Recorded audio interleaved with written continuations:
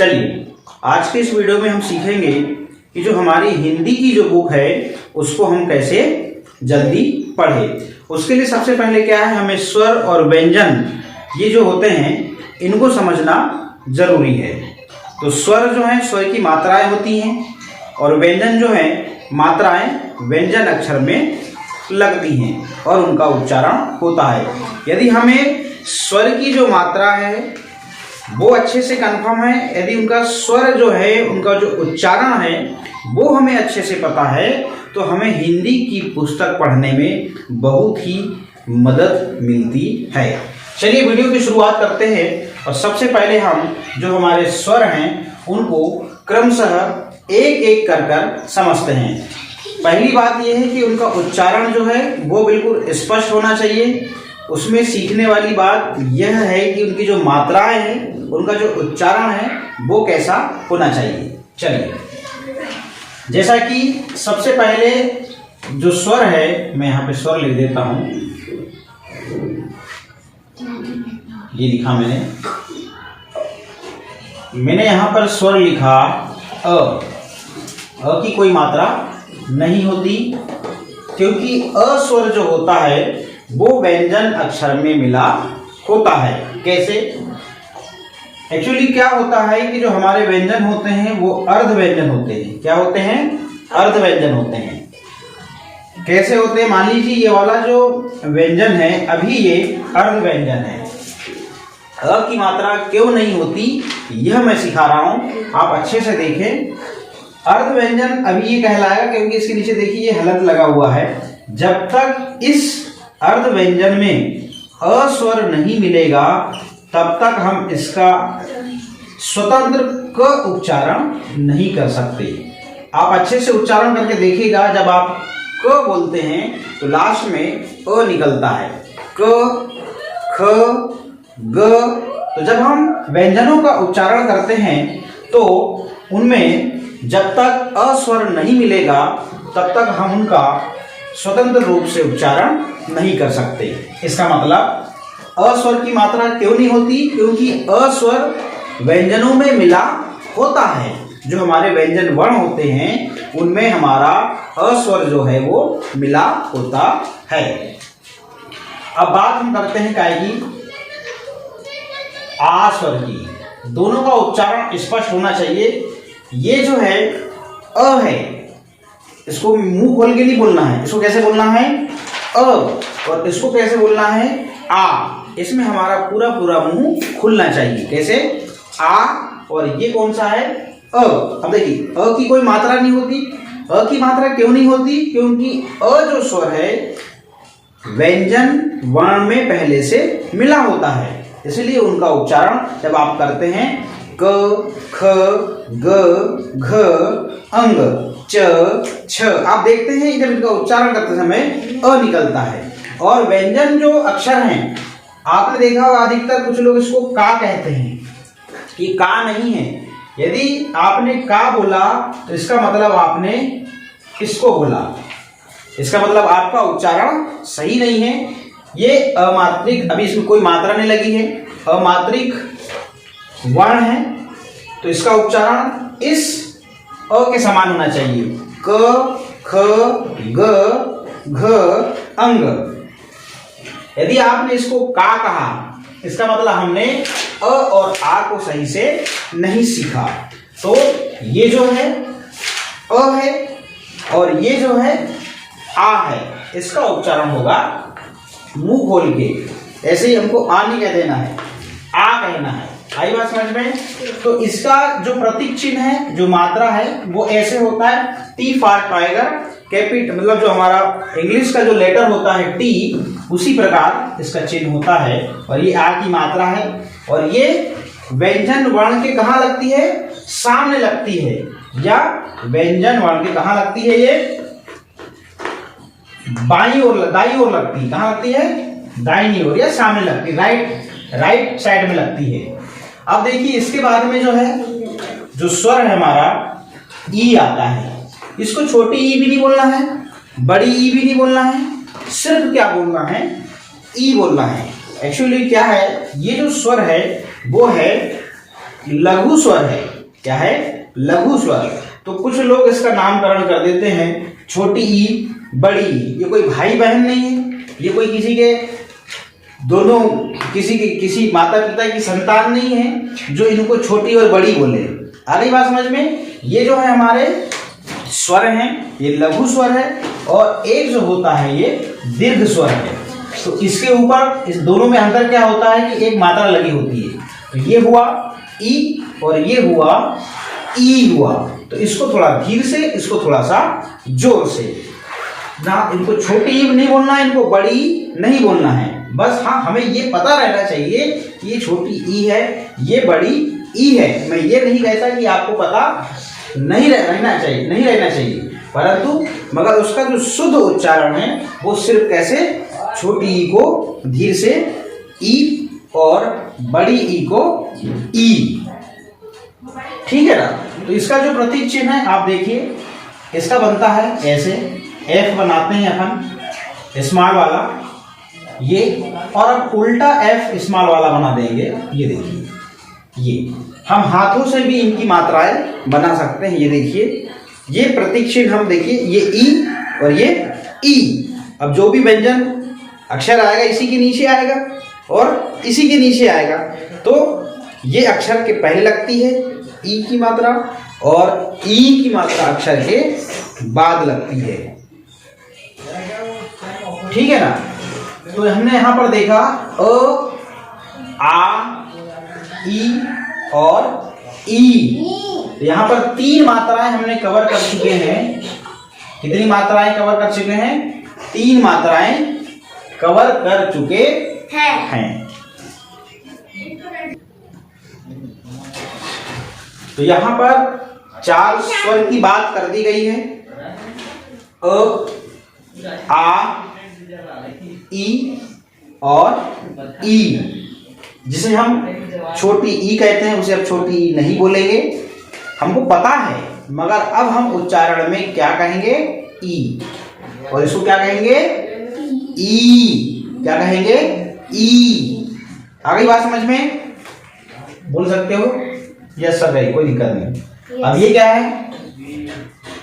ऊ, और ये है ऊ। तो मैंने फिजिकल रूप से अपने अंगों के माध्यम से भी बताया कि ई की मात्रा और ई की मात्रा कैसे बनेगी, हाथों के माध्यम से भी बताया। अब बात हम करते हैं किसकी? ऊ। इसको यदि शुद्ध, इसको बोला जाता है लघु स्वर। लघु मतलब छोटा, लघु मतलब छोटा, और दीर्घ मतलब बड़ा। तो अब ऐसा नहीं कि तुम उसको छोटा ऊ और बड़ा ऊ बोलो, उसका नाम है लघु स्वर और इसका नाम है दीर्घ स्वर। तो अब उसका क्या हुआ? और नाम बदल दिए और छाप गिरा दी इसका, बोले छोटा ऊ और ये बड़ा ऊ। कहाँ से छोटा बड़ा दिख रहे हैं? वो लड़वा लुल्ला, एक आपका हाथ टूटा है, पैर टूटा है, क्या टूटा है? कुछ नहीं टूटा। तो ये जो है इसका प्रतीक चिन्ह क्या है? हमने 9 बनाया है, ये 9 बनाया। तो छोटा ऊ को कैसे उच्चारण करेंगे? ऊ, ऊ। और बड़ा ऊ को कैसे उच्चारण करेंगे? ऊ। ऐसे ये हमारी जो भौएं हैं ऊपर चढ़ती हैं, ऊ ऐसे। और इसमें देखो ऊ, सामान्य सा कोई प्रेशर, हमारे चेहरे में कोई भी परिवर्तन नहीं होता, और इसमें परिवर्तन होता है, इसमें भी होता है। इसको जब हम इस ई को बोलते हैं ई, और इसको बोलते हैं तो हमारी ये थ्रेड ऊपर चढ़ने लगती है, ई। ये देखो, और आंखें खुल के बड़ी होती हैं, और एक में ई और एक में ई जोर लगता है, और इसमें ऊ और एक को ऊ। ऐसे आई बात समझ में? तो अब हमको आज के बाद में छोटा ऊ बड़ा ऊ भूल जाना है। हाँ, पता है वो एक अलग चीज है भाई, किसी को पता है तो उसको भुलाने के लिए तो बताना पड़ेगा कि भाई ठीक है, मानते हैं छोटा ऊ है, ये भी बड़ा ऊ है, मगर हम कैसा उच्चारण करें कि हमको पुस्तक पढ़ने में मदद मिले, तो वो कैसे हो? ऊ और ऊ, ऐसा उच्चारण होना चाहिए।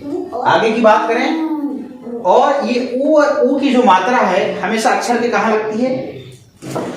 व्यंजन वर्ण के कहाँ लगती है? नीचे। कहाँ लगती है? नीचे। और एक अक्षर है सिर्फ क्या, र। र अक्षर में क्या होता है कि सिर्फ र अक्षर में यहाँ पे भर ऐसी लगती है ना। सर उसके नीचे कभी नहीं लगती। र अक्षर में नीचे कभी नहीं लगती। आ गई बात समझ में? Yes sir. चलिए अब आप बात करते हैं हम किसकी, री की। अब यहाँ पे इसको कैसे बोलना है, क्या करना है, कोई बंधन नहीं है। बंधन सिर्फ कहाँ तक था, यहाँ तक था। इन चार में, छह में, मतलब ये छह जो व्यंजन स्वर दिए गए हैं, इनमें हर अंतर है उच्चारण का। इनका उच्चारण यदि हम समझ गए, इन्हीं में खेल है, सारा खेल इन्हीं में है। अब श्रुतलेख बोलने वाला वो कैसे उच्चारण करेगा, जब उसको पता होगा, ये चीज पता होगी, वही श्रुतलेखन सही से बोलेगा। आ गई बात समझ में? इसलिए कहा जाता है जिसका जैसा गुरु उसका वैसा चेला। कहा जाता है क्या नहीं? Yes sir. तो वो तुम्हारे गुरु ने जैसा समझाया वैसे तुम सीख गए, इसलिए कहा जाता है। आगे ये इसकी मात्रा री। तो ये जो हमारा सर्कल है उसको हाफ कर दीजिए। ये भी व्यंजन वर्ण के कहाँ लगती है री की मात्रा? नीचे वर्ण के नीचे। अब चलिए मुख्य बात करते हैं हम इसकी मात्रा मेरे हाथ। ए और आई। आ गई बात समझ में? Yes sir. तो एक ही मात्रा, देखो एक फिंगर निकलती है ए, तो एक ही मात्रा यहाँ एक ही लगेगी। और आई में क्या होता है? दो मात्रा आ जाती है। ठीक है, मैंने एक कहानी का इसका वीडियो भी बना हुआ है कि मान लो दो व्यक्ति की लड़ाई होती है, तो वो एक को कहता है ए और दूसरा कहता है ऐसा मारूंगा। तो आई में क्या होता है कि ज्यादा फिंगर आ जाती हैं, तो एक से दो फिंगर आ जाती हैं, इसलिए यहाँ पर दो मात्रा लेते हैं। ऐसी मेरी कहानी बनी हुई है, मैंने पर्सनल बनाया है, उसका भी वीडियो है, आप देखेंगे तो ये हो गई ए की मात्रा और ये हो गई आई की। ठीक है ना? तो ए की और आई की जो मात्रा है ये व्यंजन वर्ण के कहाँ लगती है?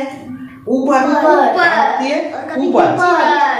क्लियर हो गई बात? Yes sir. ए और आई के बाद में फिर आता है ओ की और आओ की। तो ओ और आओ की मात्रा याद करने का सरल तरीका क्या है? जो हमने ए की मात्रा सीखे हैं, जो हमने ए की मात्रा सीखे हैं, उसके नीचे एक डंडा खींच दीजिए, तो वो बन जाती है की मात्रा ओ की। क्या बन जाती है? ओ की। और जब ए की मात्रा के नीचे हम एक डंडा खींच देते हैं, तो वो मात्रा काय की बन जाती है? आओ की। काय की? आओ की। और फिर अंग की तो बहुत सरल है। देखिए अंग जो है इसके ऊपर बिंदी लगी रहती बस ये, और अह में क्या होता है?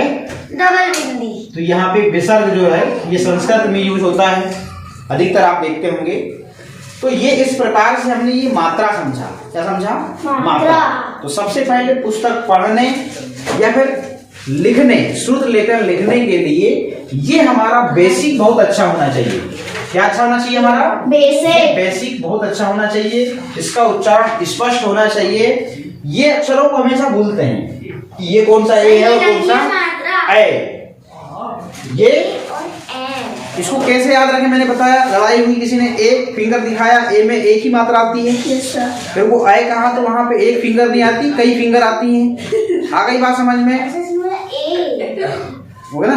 झगड़ा हुआ किसी का, ए हल्ला मत करना बोलते हैं नहीं, एक फिंगर आई, ये एक फिंगर आ गई। ठीक, और ऐसा मारूंगा कह दिया सामने वाले ने, तो एक से ज्यादा आ गई। उसी बीच में क्या होता है, फिर एक दादी थी, तो उसके पास में एक बच्चा बैठा था गोदी में, वो रोता है, तो फिर उसकी दादी शांत कराती है, ओहो ओहो शांत हो जा बच्चा, ओहो ऐसे। तो वहां से क्या निकला? ओ। कहां से निकला? ओ। और फिर क्या हुआ? वहां पे एक कुत्ता था, तो वो आओ आओ आओ आओ आओ ऐसा करने लगा, वो फिर वहां से बन गया आओ। ठीक, तो कहां से झगड़ा? यहाँ से चालू हुआ था। झगड़ा बताते हैं तो पूरा बताते हैं कि नहीं भैया? ए से शुरू हुआ, फिर ए के नीचे एक डंडा लगा, ओ कहा उसने, फिर आए जैसे ही ए तो उसने बोला आए हम मारूंगा, 2 डंडा आए और आए के नीचे भैया जैसे ही 1 डंडा लगा कुत्ता आओ आओ करने लगा। सर वो हाथी वाली कैसी है? भैया अभी ये वाली तो सुन लो। Yes sir. तुम्हारा हाथी में दिमाग क्या को जा रहा है, इसमें दिमाग लगाओ। याद करने का तरीका बता रहा हूँ कैसे याद करते हैं। हम पहले गलत उच्चारण करते थे, अब सही। हाँ, तो उच्चारण कैसा होना चाहिए हमारा, अब देख लीजिए एक बार पुनः बता रहा हूँ। आ ई उ री ए आए। सीधे बैठो। ओ आओ अंग आहा नहीं भैया, अह। हाँ, बोलोगे गलत सलत तो लिखोगे गलत सलत ना। अंग अह, अम नहीं है अंग। अंगूर बोलते हैं या नहीं, क्या अंगूर बोलते हैं, अंगूर बोलते हैं ना, अंग से अंगूर तो अंग। और ये अह, आहा कहाँ से हो जाएगा, यदि इस आ में ये वाली मात्रा लगती तो आहा होता। ये तो अह है ना। इस अ से आ से शुरुआत होगी तो आई पे खत्म होती है। इस अ स्वर से कितने 6 स्वर बनते हैं। इसी से यदि हमने इसको सीख लिया तो यहां से 6 स्वर बन जाते हैं। कैसे देखिएगा, अ सीखा, अ में एक मात्रा लगाया तो क्या बना, आ बना। फिर आ में एक मात्रा ऊपर लगाया तो क्या बना, ओ। और आ में 2 मात्रा लगाया तो क्या बना, आओ। और अ के ऊपर एक बिंदी लगाया तो क्या बना, अंग। और अ के बाद में 2 बिंदी लगाया तो क्या बना, मतलब 1 से कितने याद हो रहे हैं,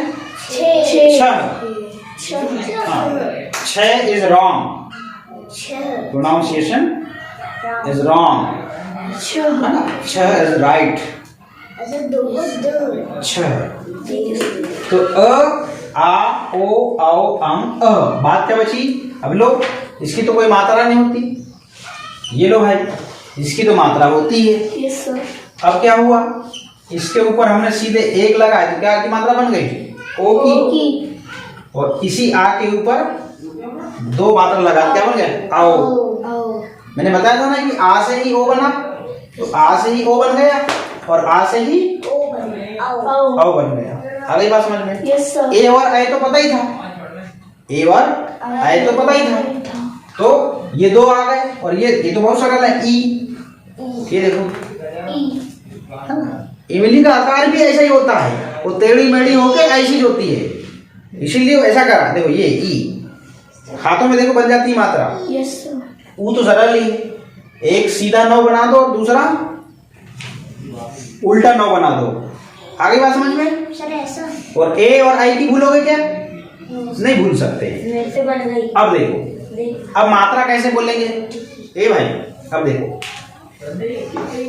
आ की मात्रा, ई की मात्रा, ई की मात्रा, ऊ की मात्रा, ऊ की मात्रा, री की मात्रा, ए की मात्रा, ऐ की मात्रा, ओ की मात्रा, आओ की मात्रा, अंग की मात्रा, अह की मात्रा। आई बात समझ में। अब हम इन मात्राओं को व्यंजन अक्षरों में लगाएंगे, ठीक है ना।